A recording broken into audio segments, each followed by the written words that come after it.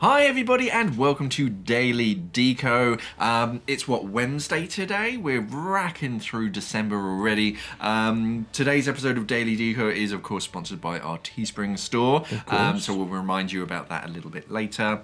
No huge news from the SimplyScuba side of things. Again, just keep checking the website if there's sort of anything that you're looking for in particular. Yeah, no, I don't think anything's groundbreaking from you or me, Shaun, is there? No, same as yesterday. Business as usual. This is the downside of daily shows, because not a great deal changes that much.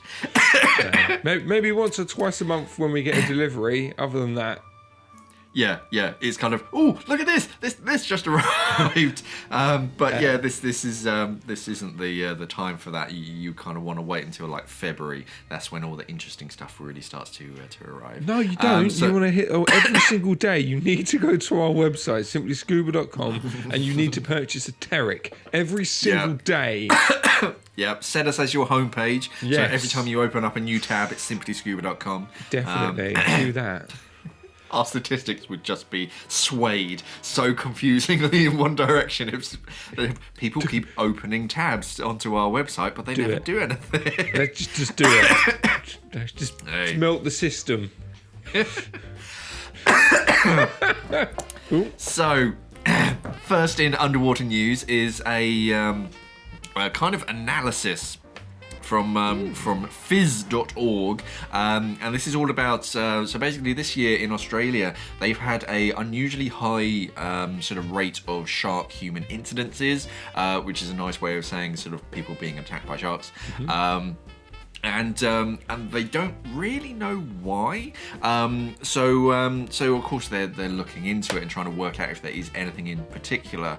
And this sort of study focused more on like not being attacked by sharks. So of course they're sort of recommending the sort of the best and worst times to go to avoid sharks. So at certain times of the day, there's a greater risk of shark incidences, and in certain weather conditions as well. So those kind of recommendations are all very well and good, but there are also plenty of shark deterrent devices sort of on the market today, and this study sort of basically sort of effectively says, well, you can't legally create like a seatbelt in your garage and then just retail it because they have to have so many like regulations and all this kind of stuff. But as far as shark deterrent devices, it's kind of free range.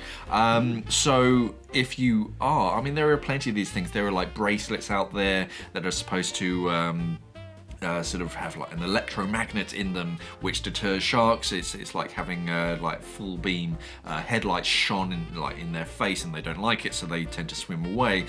There's lots of these kind of devices, but they say obviously nothing out there is 100% effective at deterring shark attacks. So do still be careful, even if you are wearing one of these things. And if you're looking to invest in one, then do sort of look around and try and find something that has been independently tested, because look, I've just made this, and it's 100% effective. I've never been attacked by a shark with it.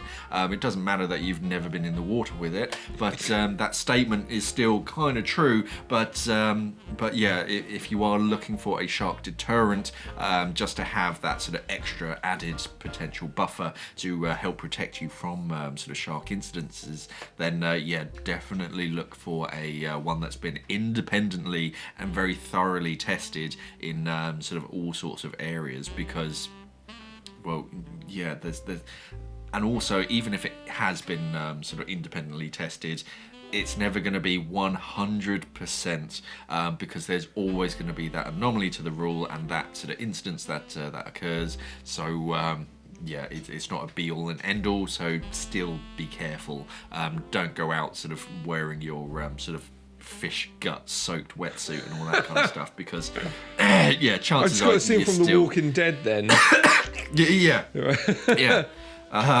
yeah, don't do that, because even if you are wearing these sort of shark deterrent bracelets or whatever, there's still a chance that you could still sort of. There is two deterrents that are, one's 100%, and the other one's probably 99.9%. 100% one, the 100% deterrent is yourself by not going in the water, because you never see sharks on land. Yep, there's never been a recorded shark attack in a forest. Exactly that. So you've got that. So that's 100% guaranteed. Daily Deco stamp of approval. And then the second one, is scuba diving. Yeah. Go scuba diving instead. Don't bother going surfing. Go scuba diving. Then you won't get attacked by a shark. Well, no promises, but sharks don't like our bubbles. Mark guarantees it. Mark guarantees you will. I'm joking. Sharks don't like our bubbles. We're quite noisy, strange-looking creatures to them. They tend to, especially the species of sharks that tend to have these kind of interactions with humans and surfers and whatnot. They tend to hunt from underneath, so they attack things from underneath. And of course, if you're underneath them, then they're not going to attack, because that's not what they do. Then you can attack the shark. I wouldn't advise it, but I've never been worried about a shark in the water, especially if you're diving against a wall or against the bottom, because then you can still see it coming, and they're not really interested in you because they don't really know what you are. As with most sort of attacks on surfers, it's not because they're physically going, oh, that's a surfer, I'm going to hunt that. They think you're a seal, so they go, oh, that kind of looks like a seal, I'll give it a shot. Boom. Oh, no, it's not a seal. No.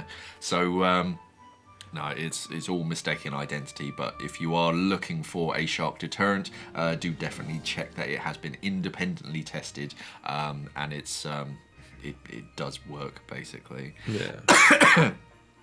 Next news story is it's like a lottery win story, basically, and this is a 60-year-old fisherman from southern Thailand, Narasuwanasang, and he was. It doesn't go into exactly sort of what he was doing, but he effectively has found these like boulders of ambergris, which is like whale vomit, basically. It's a product that a lot of whales, they kind of build up, and then eventually they just kind of spit it out, and it's kind of alcohol based. However, this whale vomit, even though it stinks like kind of squid and manure, is the kind of the scent that he described it as smelling of. They use it in a lot of high-end perfumes like Chanel No. 5. It's kind of an alcohol sort of compound that basically makes the smell last a lot longer. I don't really know the science of it, but I presume it makes it sort of less volatile, maybe. So it still sort of smells after a much sort of longer period. And this is, I think I read somewhere, is like a record-setting amount that weighed about 100 kilos. So that's like 220 pounds. Big kind of rock boulders of this stuff, and this has a projected sort of value of about 2.4 million pounds, which to a 60-year-old fisherman in southern Thailand is a big deal. To most people, that's a big deal. That's 2.4 million pounds. So this is going to be. And he was just walking along the beach, wasn't he? Like he was just having a stroll or something. I couldn't see exactly sort of what he was doing, but he basically came across these rocks and thought they looked a little bit odd. He called his like cousin or nephew or something, and because it's pretty heavy, these things, and said, "Oh, could you help me?" And they were like poking it and prodding it, and they were like, "Oh, I think this could be this stuff ambergris that I've heard of," and they basically scooped it up, and now they're sort of trying to sort of sell it for the best price that they can get. Do you reckon their eyes went like that? You know, in cartoons where their eyes go dollar signs. Cha-ching! Yeah. He says that he makes about £500 a month doing his like normal fishing job. So yeah, £2.4 million would sort of make a slight difference to his life. And yeah, now he's anxiously waiting for specialists to confirm whether the material found is ambergris. Yeah, man. But it looks like it. Yeah, it looks like it. It smells like it. So yeah. It's probably do you want to learn the what Richard Sabin, the curator of the marine mammals at the Natural History Museum, sort of describes it as? Go on then. So Richard Sabin says, ambergris forms in the intestines of the sort of marine cetaceans and whales and whatnot, and passes along with fecal matter, forming an obstruction in the rectum. I've got that. Yeah. Do you want my ambergris? Yeah. I mean, the news article goes on to say that 4 years ago, a father and son, they found a smelly, rubbery rock on the beach in Weston-super-Mare in Somerset, and that went up for sale for £65,000. I think we need to go move there then, Mark. Yeah, let's let's just get a pet whale. And just farm ambergris. Just imagine that, like you rent somewhere. It's just like no pets allowed. It's like, I've got a whale. Is the garden big enough? Like, it's not a cat. It's not a dog. I've got a pet whale. Take it for a walk. Any ambergris for me today, fella? Who's a good boy? Who's a good boy? Struth. Yeah, ambergris, man. Although I don't think you're allowed to trade it in a lot of countries, so because it's like a protected species and all that kind of stuff. Yeah. So yeah, I think that's why people don't tend to keep whales as pets. But who knows? Losers. Yes. Today's episode of Daily Deco is again sponsored by our very own Teespring store. I'm not wearing anything today because they're all in the wash. Are you wearing one today, Sean? No, not a Simply Scuba one. Okay. That's fine. Not a Simply so Scuba one. If you're new to the channel, and I mean brand new, as in this is the first video you've ever watched, then we have our very own merchandise, our very own Teespring store, where we make scuba diving merchandise. And yeah, so how it basically works is you go to the Teespring store, which is basically teespring.com/stores/simply-scuba. I learned that yesterday, Sean. It rolls off the tongue.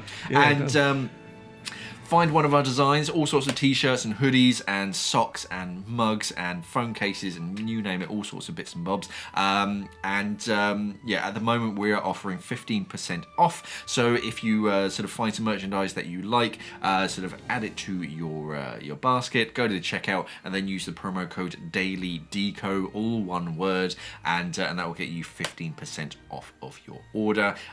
You still have some time before Christmas because it usually takes about a week or so for them to actually print onto a t-shirt. Other items seem to take a little bit longer to produce, but they are worldwide as well. So so you can get it in most countries, if not all.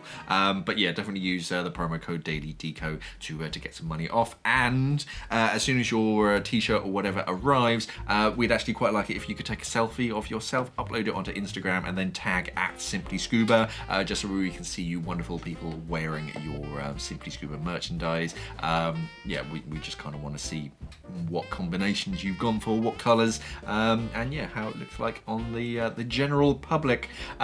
So yeah, just upload it to your Instagram and then just @simplyscuba on the picture, and we'll see it, and we might even share it with everyone else. So if you want to be famous, yeah, we'll do our best.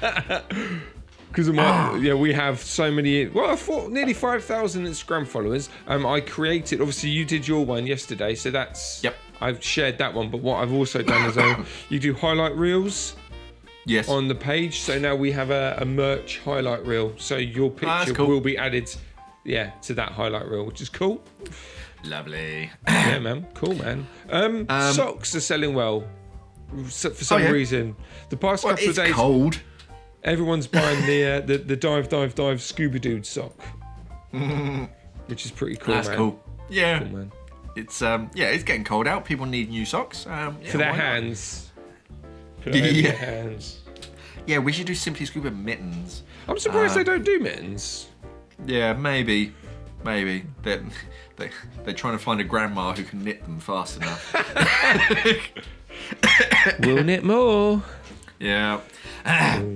Okay. In a shockingly hard right turn from the frivolity of Teesprings, we're talking about the California fire, and this was a couple of years ago now.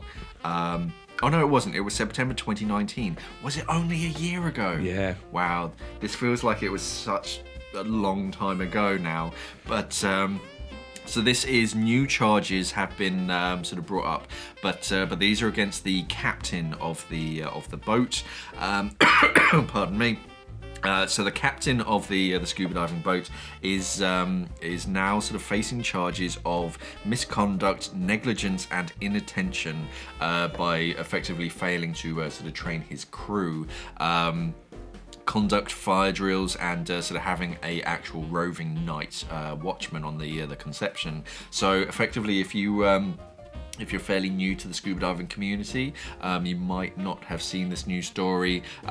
It was huge when it broke out, even in sort of regular news. And this was basically a liveaboard last September, and there were 33 sort of divers on board. They were all sort of celebrating sort of birthdays and all sorts of other things.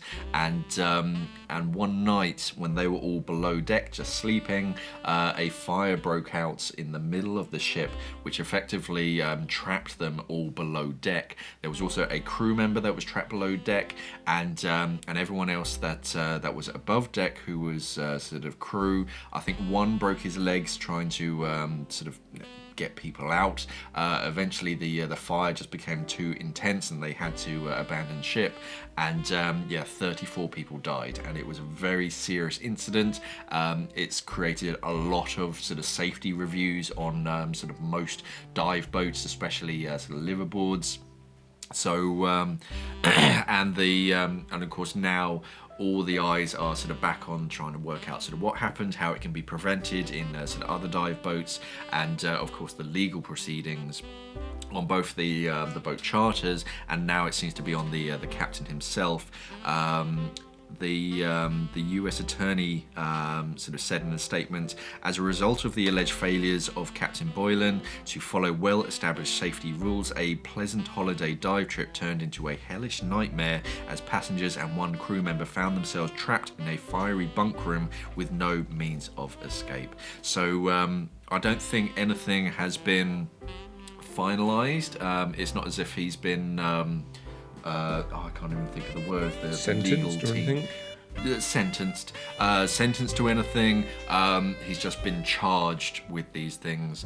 It's just a sort of an update on this story, and it's a terrible story, but at least it, as best of a silver lining as we can get, is that it's kind of woken up the entire sort of dive boat charter into, oh, maybe we do need to reassess, because there have been sort of fires on boats before, and there have been very serious incidents, but this one was very serious and it's the worst of its kind. So it's really kind of caused everybody who owns a boat to go, oh yeah, maybe I do need to sort of sharpen up and sort of make sure that all of the fire alarms, they're all sort of up to date, all of the procedures are up to date, and there are sort of real sort of fire escapes, because that was one thing with the with this incident, in that the fire basically broke out above the staircase, which was the main fire exit. There was a second one, but it's kind of unclear whether it was even accessible. So that's basically what led to to all of these fatalities.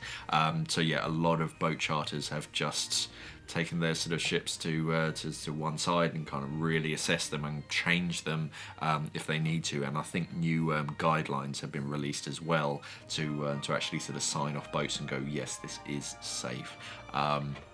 So it's never nice talking about these stories, but it is important to sort of re-look at them from time to time. Exactly. To really kind of assess, because electronics on boats, they're not as sort of robust as in a house. You can't just plug things in and leave it all sort of charging and all that kind of stuff, especially with new lithium-ion batteries. A lot of things have just been bursting into flames, and if that happens on a boat, it's a very big deal. So we do need to be a bit more careful when we step on board a boat. You can't just treat it like some normal electronics on in a house.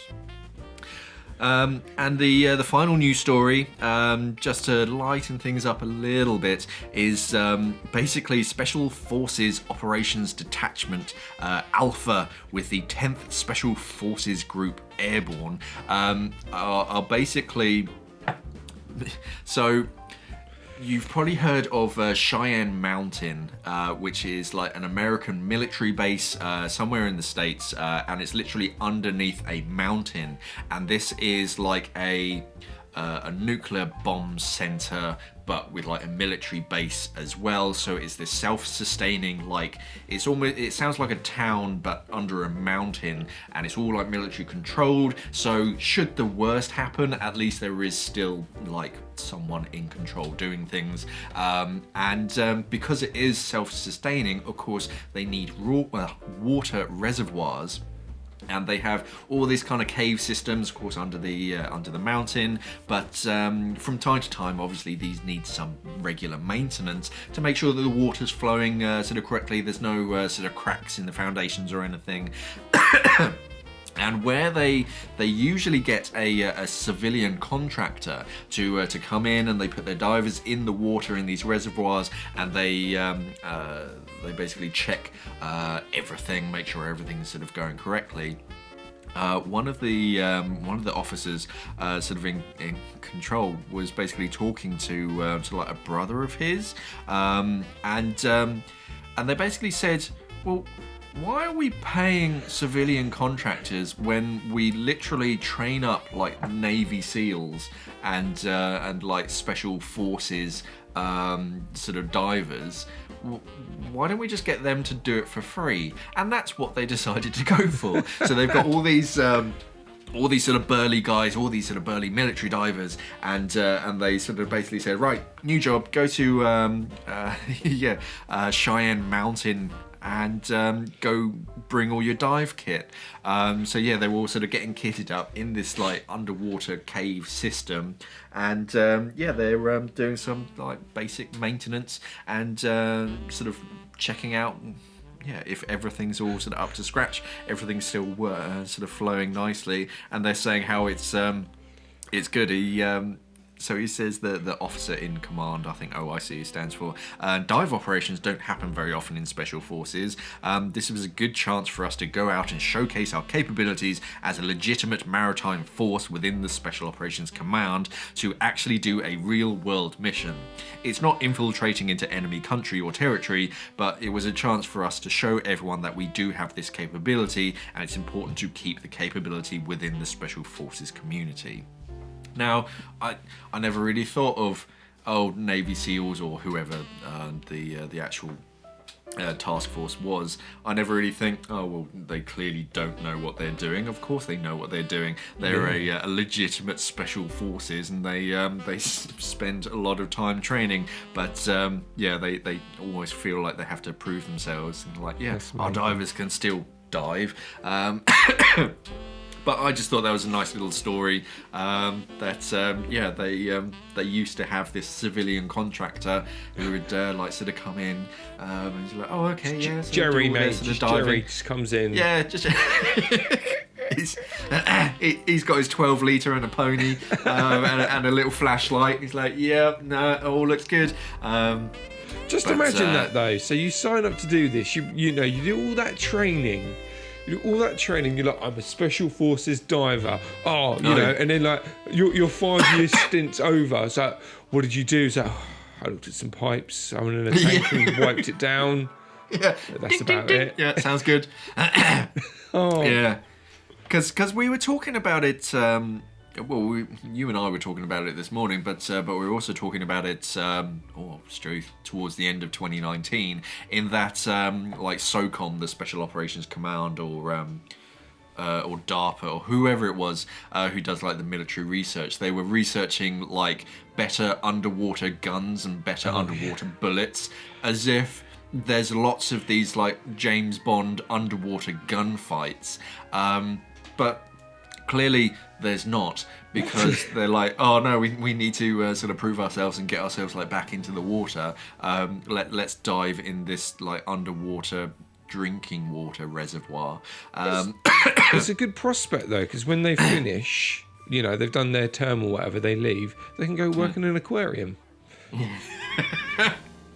Yeah, it's good to add onto your CV. Yeah, exactly. I can fill a tank. Yeah, I was part of like Bravo Team SEALs, and but no, Can you wear this scuba? Can you wear this Santa uniform, please, and do a kids show underwater? That's it.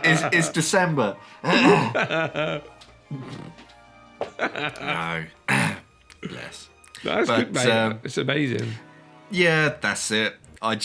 I'd love to be kind of that guy, because they're all in wetsuits. So if you've got this team of guys in wetsuits diving in your, I presume, drinking water reservoir.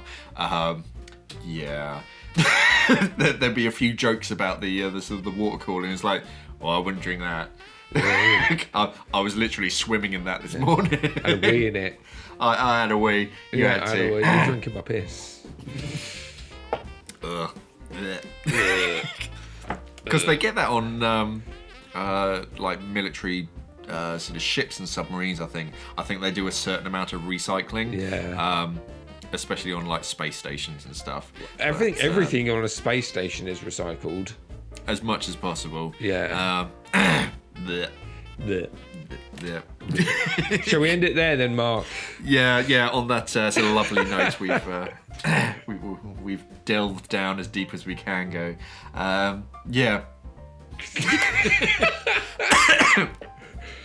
So yeah, that's it as far as the news today. It was a little bit quiet on news, so we got some weird and wonderful stories. If you do have any sort of news stories, you sort of see anything interesting, let us know down in the comments below. If you've done anything interesting, if you've just done your sort of open water or anything, then yeah, let us know. You might get a shout out next time.